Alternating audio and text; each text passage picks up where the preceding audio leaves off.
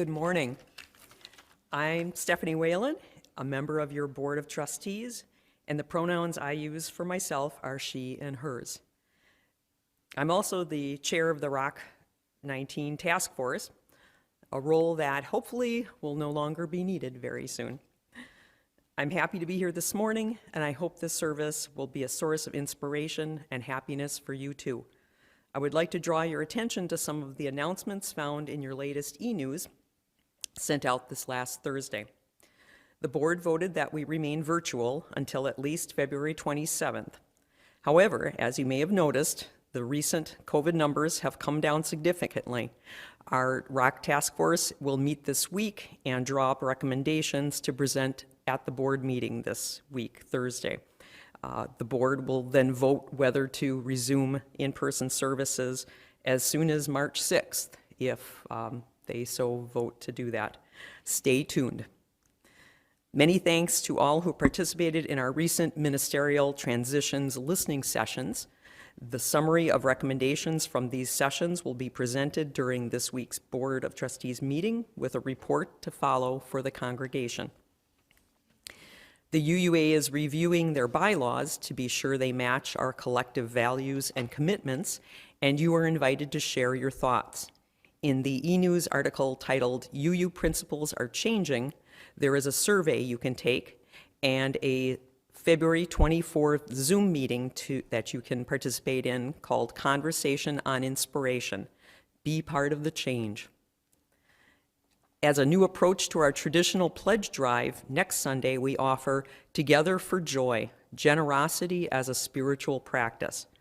The Stewardship Committee and Reverend Denise invite you to engage with us on this fun journey of spiritual deepening, inspiration, growth, generosity, and togetherness. Kaleidoscope will be here to get the party started. Please plan to join us. Please note this service will be virtual, but Reverend Denise will be available for a post-service chat. Because Reverend Denise is off this Sunday, there will be no post-service chat today.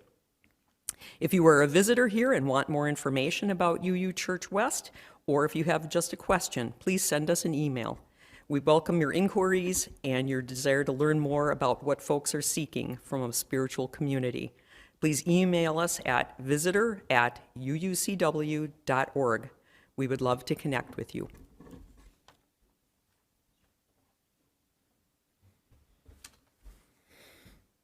Oh, I guess I can take mine off too.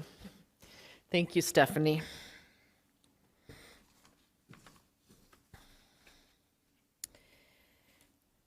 Again, welcome to UUCW. I am Deb Ruesch, and my pronouns are she and hers. I'm a member of the worship ministry team and your worship associate today. And I'd like to take a moment just to thank all the many people who have contributed to this service. Stephanie Whalen, Sharon and Karen Vandaloo, who are here with us today, Kathy Harrowig, Holly Mccoy, Ruben, I always say this wrong, P. Reinen, woo! Dave Cicero, Kelly Bognar, and Miles Bognar. And special thanks and warm wishes for a speedy recovery goes out to our pulpit guest, Phillip Chard.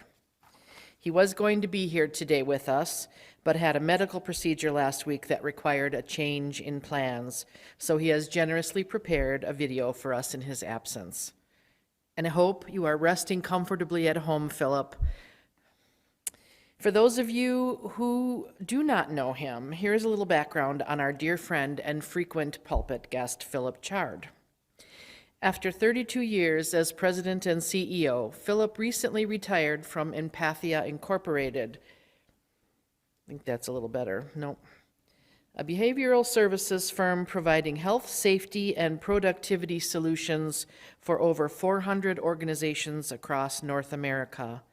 He remains a practicing psychotherapist who, for over 34 years, has written an award-winning weekly column in the Milwaukee Journal Sentinel titled Out of My Mind, now published in the Shepherd Express.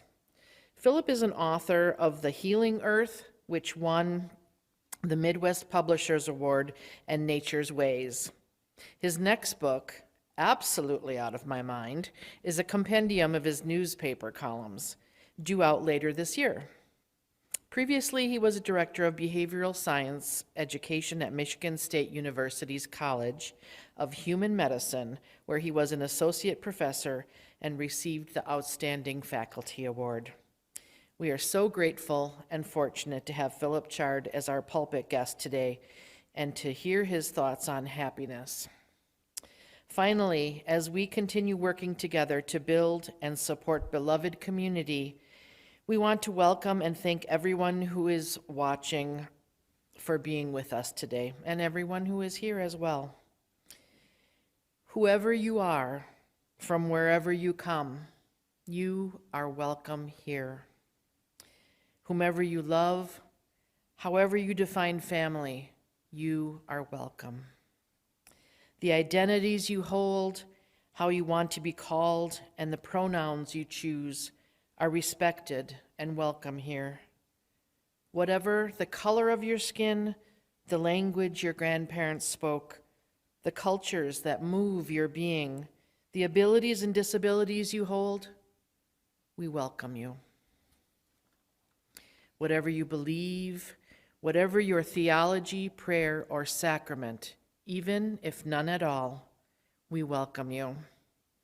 We unite in Unitarian Universalist principles, and we are a community of communities, spiritual seekers, acting on our faith's calls for justice, used in covenant and the spirit of love.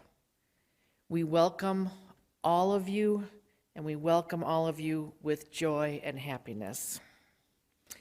And now, if you'd like to join me in singing hymn number 29, Joyful, Joyful, We Adore Thee, if you have the hymn book at home, or it's a pretty familiar tune, sing along if you wish.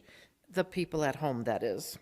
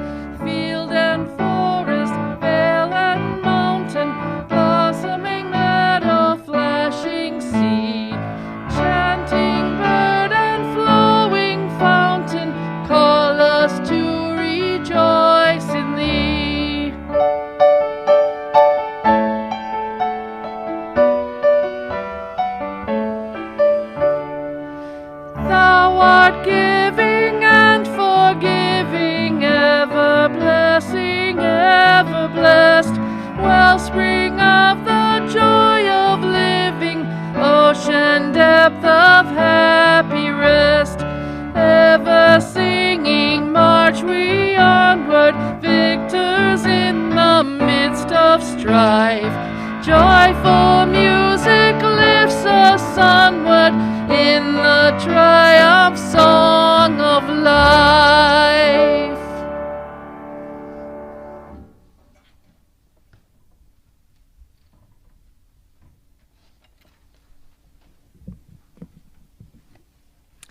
Good morning.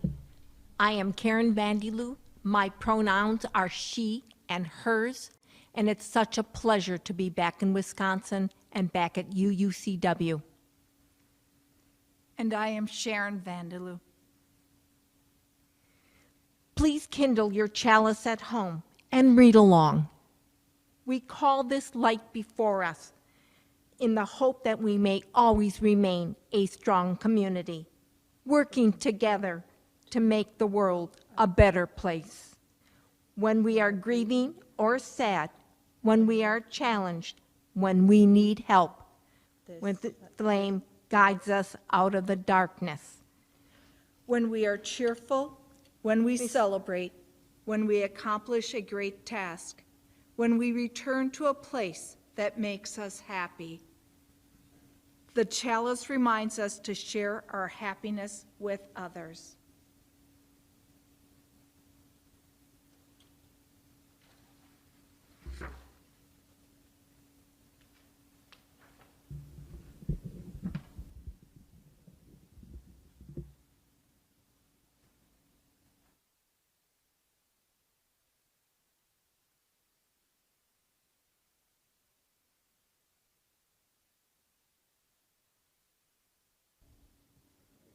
I'm Dave Cicero, Director of Lifespan Religious Education, and my pronouns are he and his.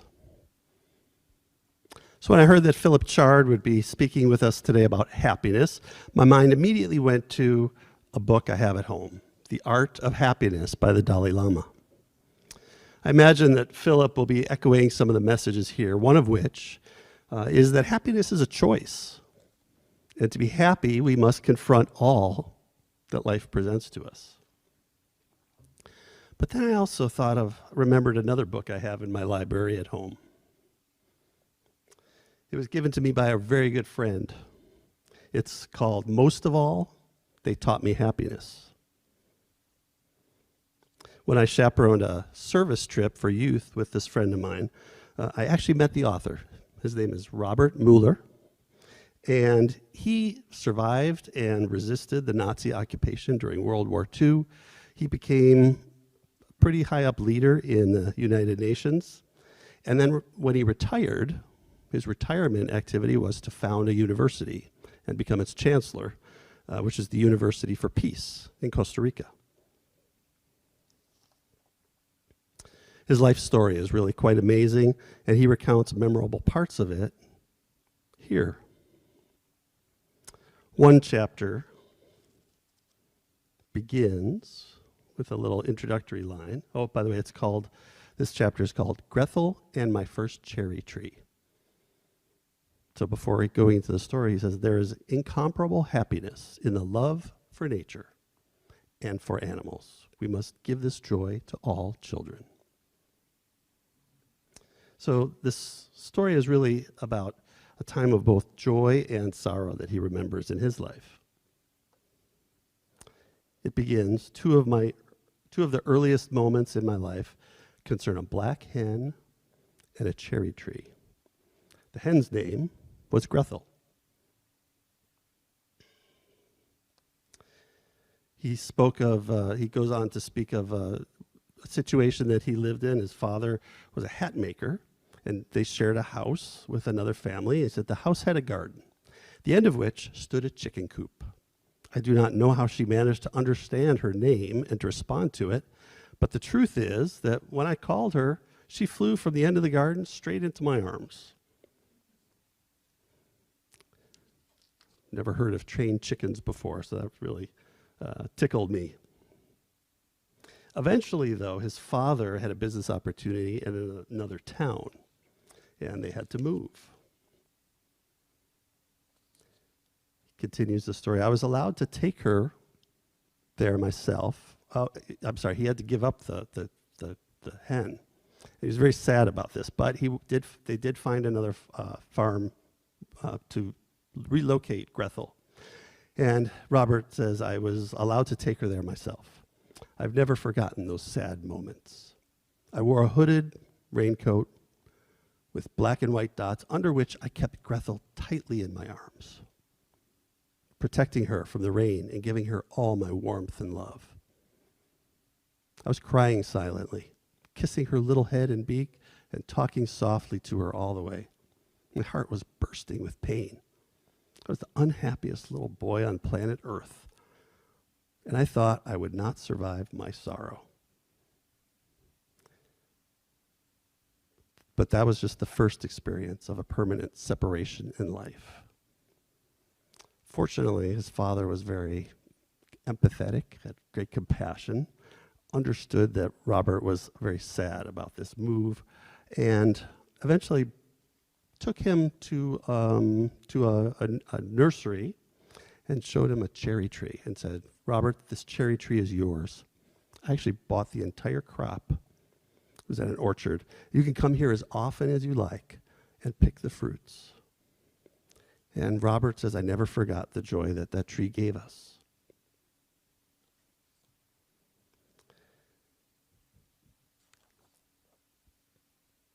The cherry tree was a symbol for him, representing this, he actually says here, a sacred, joyful fruit, especially created for the gods, for little boys and girls. And so cherries became this thing that he came back to over and over in his life. Now, did you ever have something happen in your life that just kind of shouted out to you, "This moment was made for me"? Well, when he was older and had a family of his own, he and his wife were searching for a house. This was in the U.S. And while his wife was inside looking at the inside, he went out back. And behind the house, what did he find? He found a cherry tree. Well, they both knew that this was the house that they were meant to live in. Robert talks a little bit more in his story. "I only wish that more people would plant fruit trees and give this joy to their children. I've advocated it often in my speeches on the environment. Perhaps the world would be a better place if people were seeking again the simple happiness of their backyards instead of rushing away to faraway countries."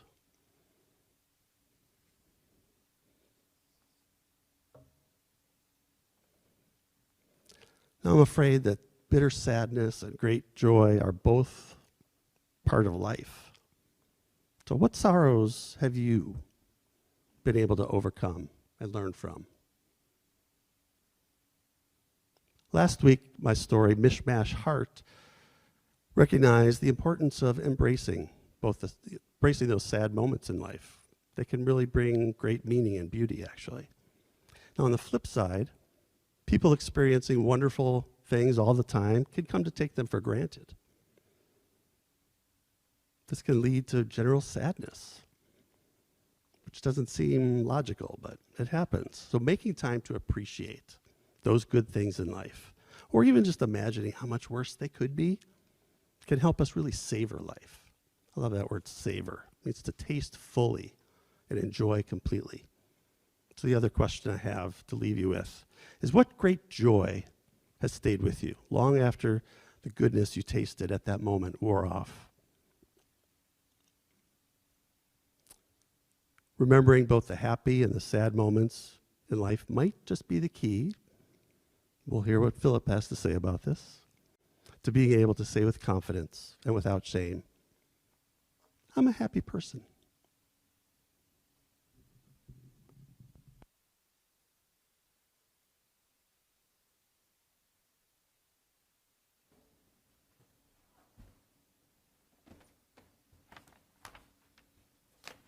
Today's readings are a series of quotes by various authors.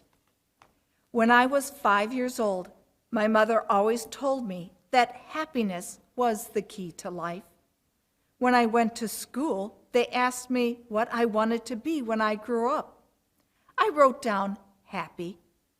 They told me I didn't understand the assignment, and I told them they didn't understand life. John Lennon. From the backstabbing coworker to the meddling sister-in-law, you are in charge of how you react to the people and events in your life. You can either give negative power over your life, or you can choose happiness instead.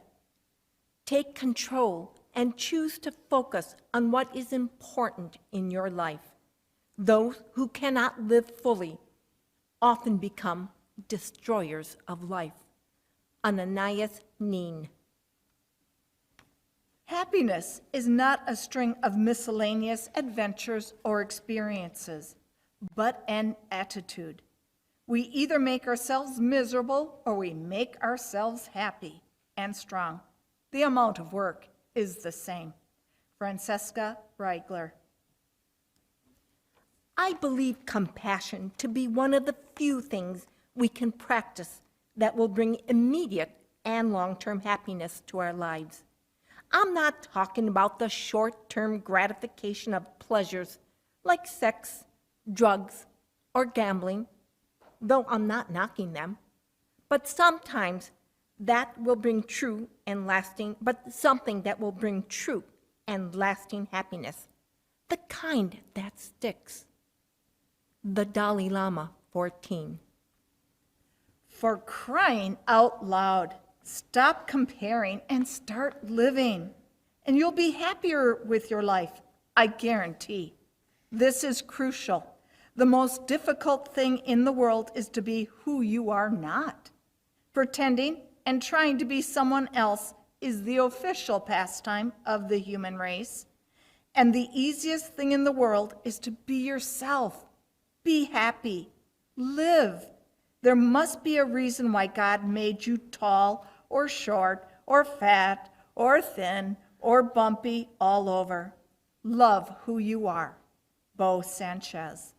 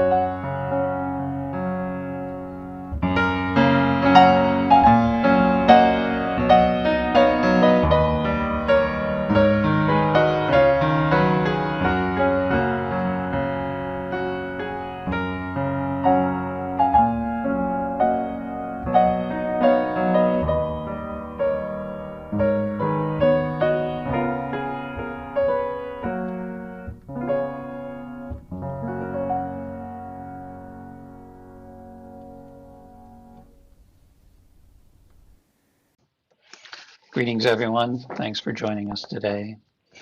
I'm recording this from my home. So I apologize for that, but I'm recovering from some successful outpatient surgery. And of course, taking care of ourselves is part of what happiness is about. So let's get into that. Up until around the year 2000, for every study done on happiness, there were over 100 conducted on mood disorders, mental illness, and psychopathology, meaning until recently, we knew a lot more about how people become miserable than how they grow happiness. Since then, a movement called positive psychology has undertaken considerable research focused on a primary question: what is the secret sauce for living a fulfilling life? Surveys by the National Science Foundation suggest most of us don't possess this recipe for that secret sauce. Since 1980, only about 1/3 of Americans describe themselves as truly happy. Also, since 2004, and as measured pre-pandemic, the number of Americans who identify as optimistic, an attitude correlated with happiness, is down from 79% to under 50%. Meanwhile, the incidence of mental maladies has increased, with depression, anxiety, and addictions topping the list. The pandemic has been no friend in this regard, as rates of these disorders across our population have increased by over 1/3. This conundrum has led to an entire happiness industry that ranges from using antidepressants, 18% of women and 8% of men, to self-improvement products and services, $11 billion per year, to tens of thousands of motivational speakers and life coaches, and almost 2 million psychotherapists, such as yours truly. But so far, this industry has yet to deliver, at least in America. The 2021 World Happiness Report puts the United States in 19th place out of the 149 nations. That may sound good, but the gap between the top 10 and the also-rans is significant. Finland, Denmark, and Switzerland take the gold, silver, and bronze, respectively. Notably, these nations, along with several others in Europe, now measure national success, not just based on gross domestic product, but also by assessing the overall well-being of their populations. Of note, most of their citizens accept responsibility for contributing to the collective good of their society, not just to pursue happiness on an individual basis. In other words, when it comes to the pursuit of happiness, they go it together rather than go it alone. All the nations in the top 10 are what we call we cultures as opposed to me cultures. Now, the term happiness can prove misleading. By definition, being happy means, quote, feeling or showing pleasure or contentment, unquote. But behavioral science research indicates pleasure is not central to happiness, and in many instances can even interfere with achieving it. So, if the pursuit of pleasure is not the path to greater happiness, what is? Well, let's start by looking at a few of the research findings about what does not make people happy. Contrary to the current values orientation in the United States, materialism and consumerism are largely toxic to individual, familial, and collective happiness. Of course, you'd never know that by observing human behavior, because most of us are engaged at some level with trying to achieve happiness by buying and owning stuff. For example, every year we shell out around $400 billion for electronic gadgets alone. Yet increased e-time is inversely correlated with life satisfaction. However, it only requires a stint watching TV advertisements to realize most products and services are being sold as ingredients for growing happiness. Whether it's smartphones, deodorant, cars, mega burgers, prescription meds, fashion, or hair care products, to name a few, the value proposition is the same. The basic message is, if you use or have this, you'll be happier. But it just ain't so. So, what about wealth and happiness? Well, unless a person lives in poverty or financial distress, more moolah does not equal more happiness. Once our basic financial needs are met, shelter, food, clothing, health care, and other necessities, piling on more affluence does not move the happiness needle very much. In fact, research indicates that often greater wealth erodes life satisfaction. Are there times when it does not? Yes. Those who use their wealth to help others and to have engaging life experiences enjoy greater life satisfaction. But those who use it to buy stuff, pile on pleasure, or exercise power over others experience the opposite effect. Why? Because the pursuit of money and stuff is a powerful predictor that one will spend less time in intimate relationships, giving to others, and more time in compulsory activities, being a servant to one's possessions. We don't own stuff, it owns us, and feeling stressed.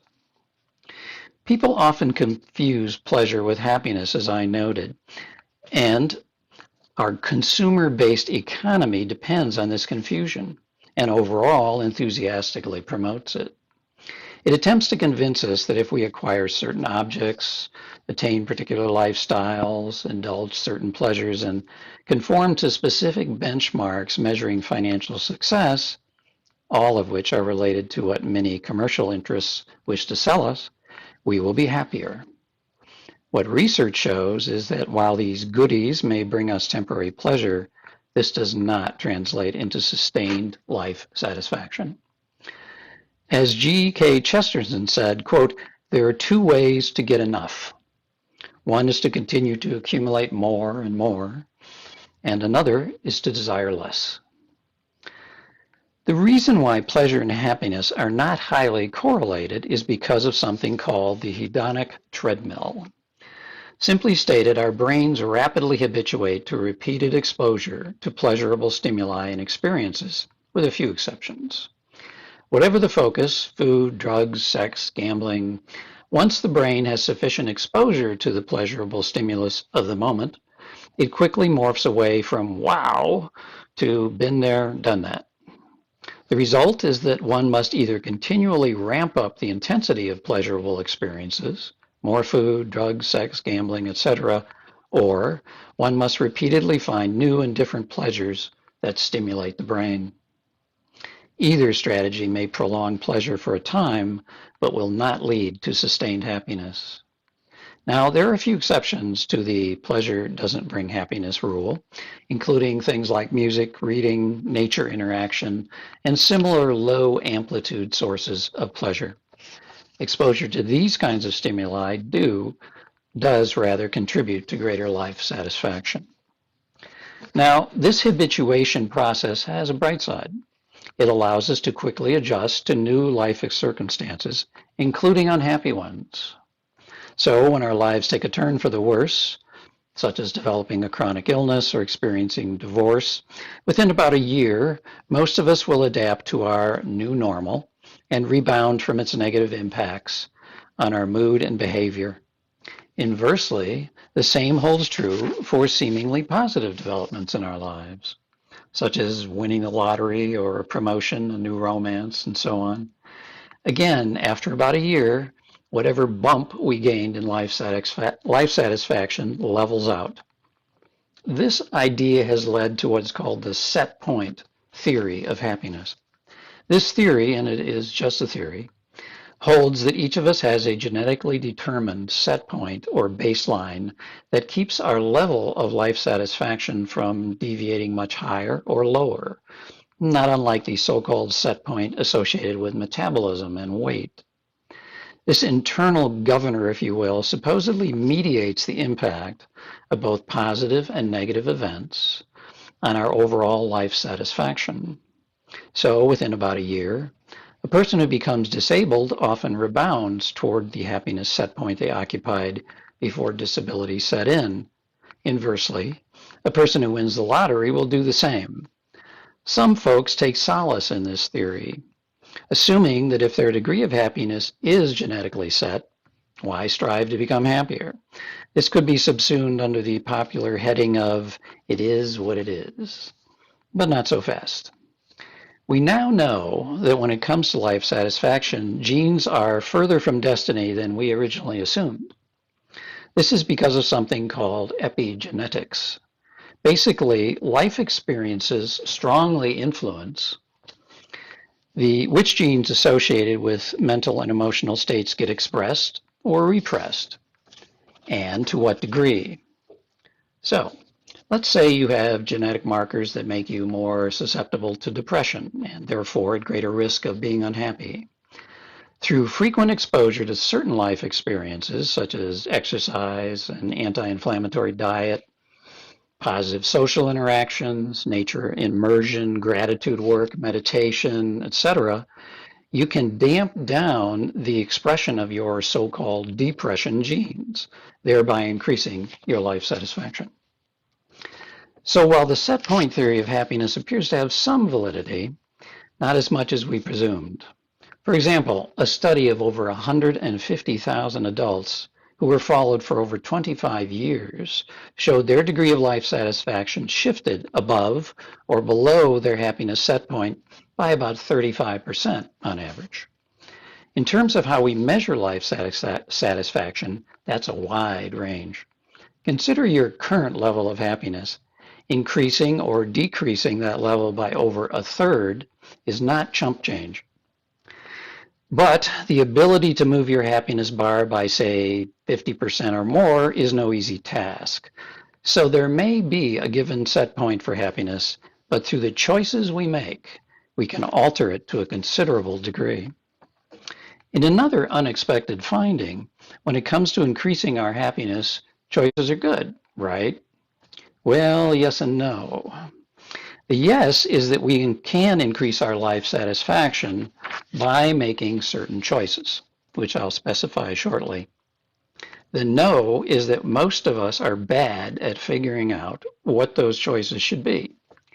Dan Gilbert, a Harvard psychologist, has determined through research that most of us are poor predictors of what will make us happy.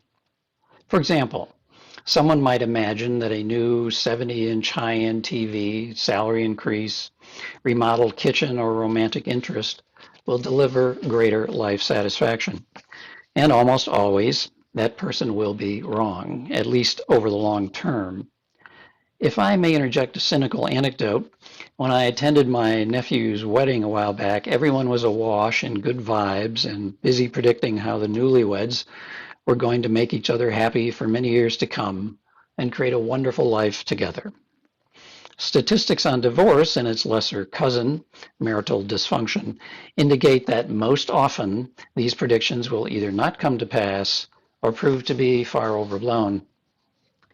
And some more bad news about choices.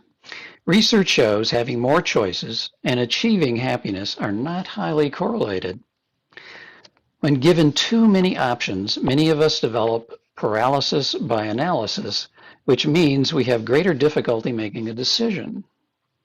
It is within this mental echo chamber called making a decision that we suffer the tug of war over which choice will make us happier.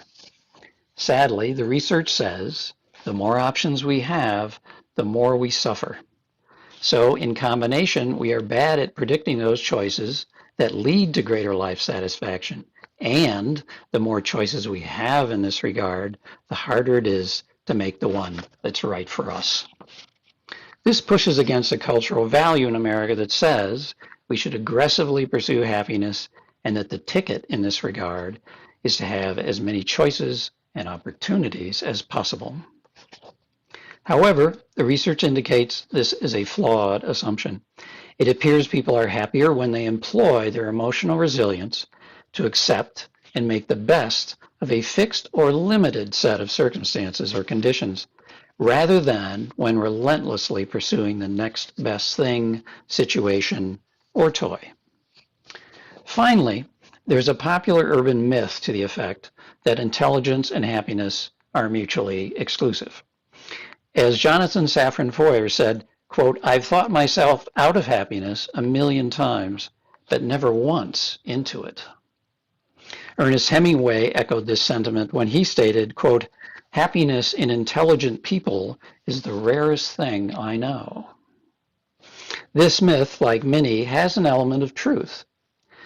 Highly intelligent people are more likely to use their primary strength, intellect, to achieve their goals. But for eggheads who live almost entirely above their necks, happiness may prove elusive. After all, life satisfaction is a felt experience, not an idea. Okay, that's enough about what doesn't make us happy. So what does? In a nutshell, here's what the research tells us we should do. First, develop our own yardsticks for success. Don't strive to keep up with the Joneses or the culturally imposed criteria for a fulfilled life, which in American society is fundamentally wrong. It's not always easy to create or sustain our own yardsticks in this regard, but if we try measuring up to externally imposed standards, we'll likely end up feeling disingenuous and disappointed. Next, be here now. As often as feasible, lose your mind and come to your senses. Instead of spending a lot of time and energy contemplating one's navel or the meaning of existence, get into the flow of living.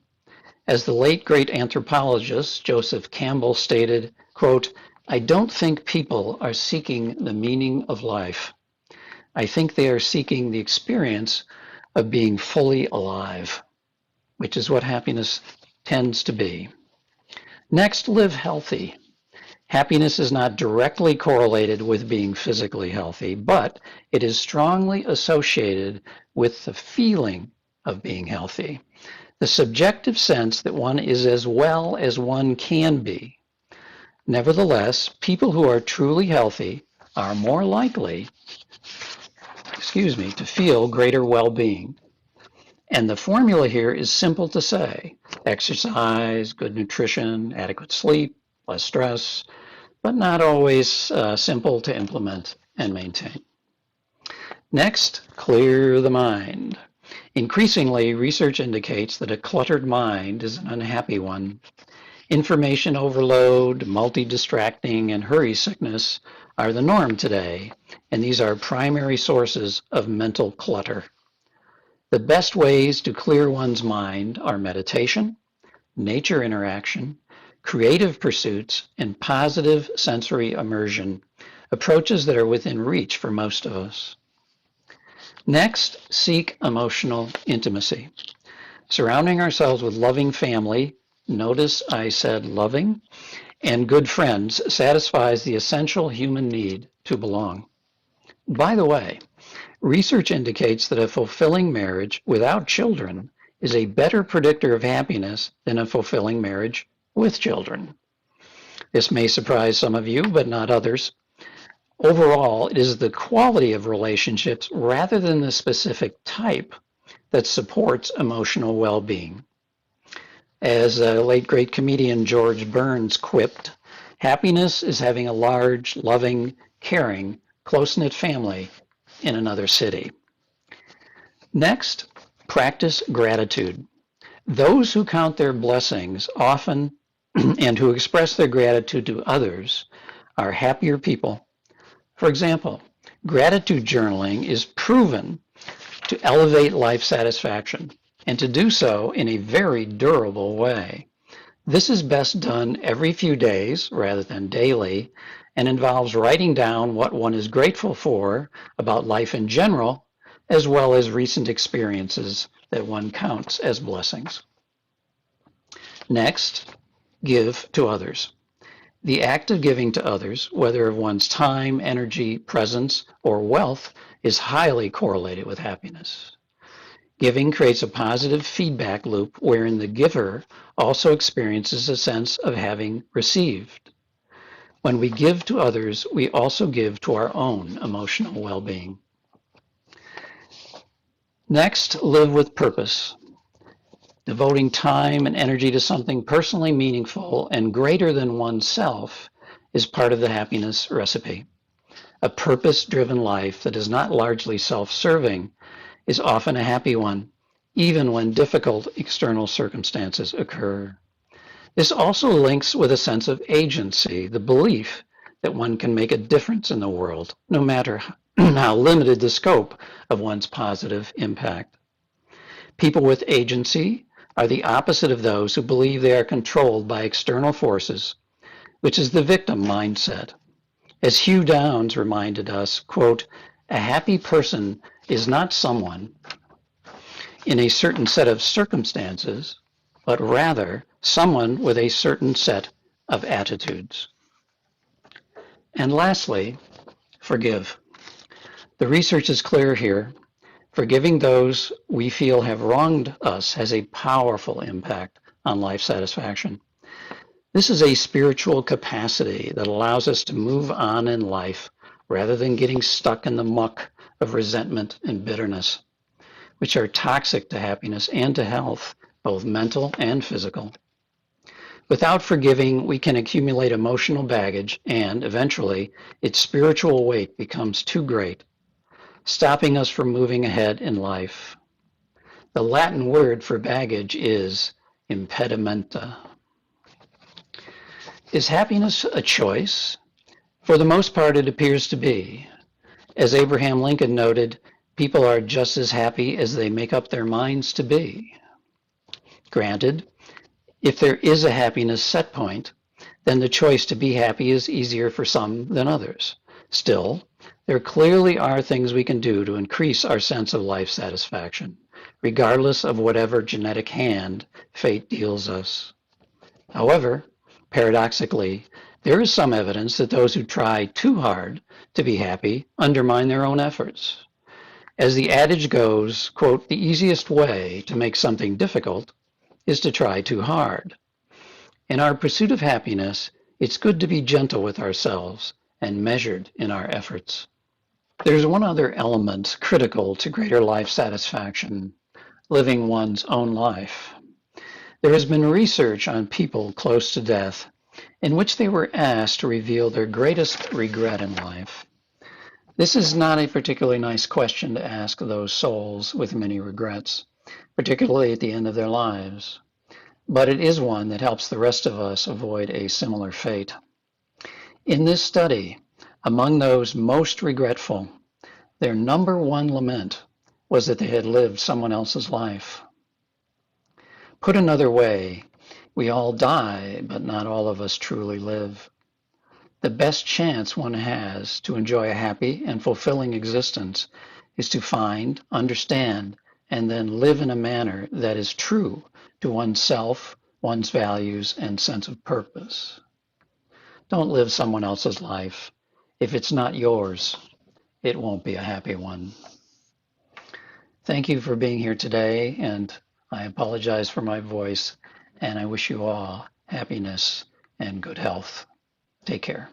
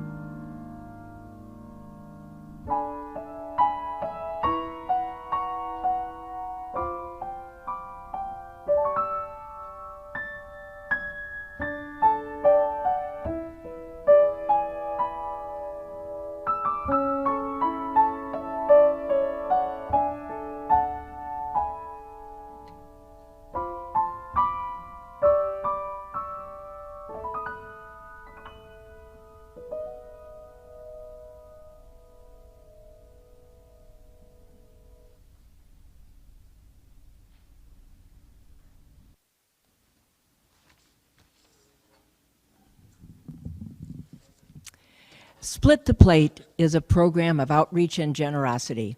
Each month we give half of all undesignated offerings to a nonprofit to help us live our Unitarian Universalist values and serve our community.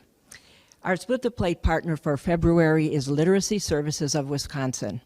Here with us today is Holly Mccoy, the Executive Director of Literacy Services of Wisconsin. Holly, tell us about someone who has benefited from your programs. Thank you. So today I'm going to share some words, and I have the consent to do so, from a student who submitted a letter. At the end of each semester, our students complete a letter that serves as a reflection for where they've come and where they're going. And then that goes with their application to the Department of Public Instruction. So the letter reads, I am currently a stay-at-home mom of 3 beautiful children and a wife to an amazing husband. I was a straight A honor roll student until 8th grade. School kept me busy from thinking of my harsh reality. When I was in 9th grade, my mother got diagnosed with kidney failure, and she became very ill. She could no longer work or take care of herself, and I became very overwhelmed with high school. I had to drive my mom to and from her daily dialysis treatment. In addition, I was responsible for bathing her, feeding her, taking care of her at home, and giving her the medications she needed. I became a teen mom at 17 and dropped out because of my circumstances. Everything changed for me when my mom took me to see a psychologist. I made peace with a lot of trauma there and decided to break the cycle of abuse in my life. Shortly after I met my now husband, we decided to focus on creating a family in a healthy environment full of love, respect for my children, and we wanted them to learn from the examples we were setting.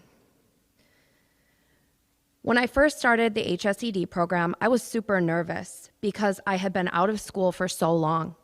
As time went on, I felt right in my element. For me, the hardest part of the HSED was taking the time to write the essays. I remember staying up until 2, 3, even 4 a.m. to do my essays because that's when it was quiet in my home. My 3 children were on summer vacation, which wasn't easy, but I managed. When I get my HSED, which she did, I plan to attend MATC for healthcare customer service. I want to pursue being a Spanish-English interpreter in the medical field, and this program will help open doors towards my goal. My mother did not speak English, therefore I had to translate everything the doctors would say at her appointments. I would get compliments from the doctors and nurses saying that I translated very naturally, and honestly loved doing it. I also noticed there was very few interpreters for such big hospitals, and I believe having to take care of my mother happened for this reason. I learned so much. And I will say she did complete that healthcare customer service certificate this past summer. Thank you for having me here today. Thank you, Holly. To help support Literacy Services of Wisconsin anytime this month, you can go to the UUCW website, click on the Donate tab, and go to Split the Plate. Or you can text UUCW to 73256, or you can also, of course, email a check to our Brookfield address. Today, I thank you for supporting Literacy Services of Wisconsin.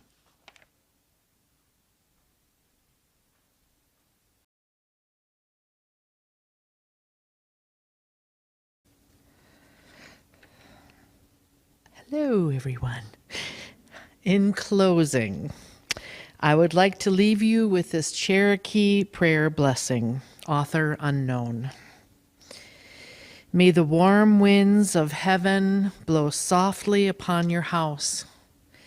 May the Great Spirit bless all who enter there. May your moccasins make happy tracks in many snows, and may the rainbow always touch your shoulder. Aho.